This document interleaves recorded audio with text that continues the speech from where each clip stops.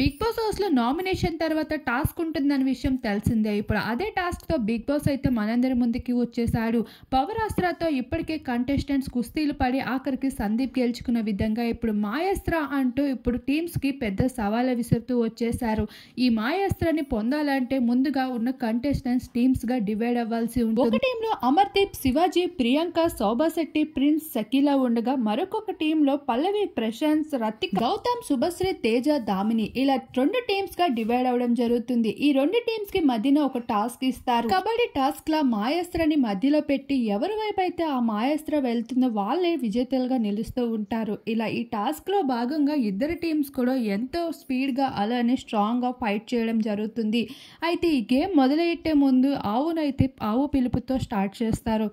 ఈ గేమ్ లో ఎవరు బాగా ఆడుతున్నారు లేదు అని చూడడానికి కెప్టెన్ గా సందీప్ ని అయితే ఉంచడం జరుగుతుంది. ఈ మాయాస్త్రతో నామినేషన్ నుండి ఎవరు తప్పించుకుంటారు, ఏ టీం నుండి ఎవరు సేవ్ అవుతారు అనేది చూడాల్సి ఉంది.